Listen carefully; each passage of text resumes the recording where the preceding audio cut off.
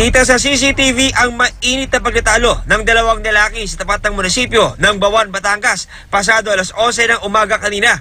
Bumunot ng baril ang lalaking nakapula habang kaharap ang nakadilaw na lalaki. Natakpan ng dumadang sasakyan ang aktwal na pamamaril.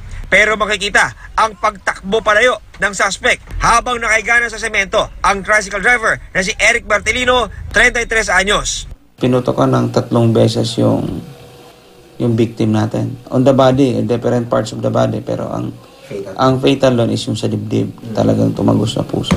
Sa manhunt operation kanina ng Bawan Police, arestado ang suspect na si Roding Rosales, 65 anyos. Depensa ng suspect, nagsimula ang argumento nila nang muntik siyang mabangga ng tricycle ni Martelino habang naglalakad siya papunta sa kanyang sasakyan. Minura daw siya ng biktima, kaya sila nagtalo. Lumayo na lang daw siya. Pero pagdating sa kanyang sasakyan, sinundan pa rin daw siya ni Martelino. Binalikan pa uli ako, nasa kotse pa rin ako, nakatindig akong gayaan. Miura na naman ako. Gumayan.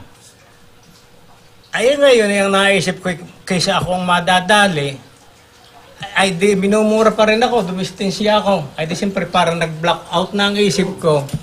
Naisipan akong hugutin ng baril. Naputukan ko. Dead on the spot ang biktima habang na-recover ng pulisya ang baril na kalibre 45 na ginamit ng suspect.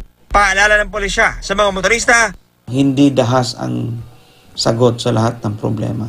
Pwede naman po mag-usap. So, huwag agad baril ang iniisip natin pag nagagalit tayo. John Consulta, GMA News.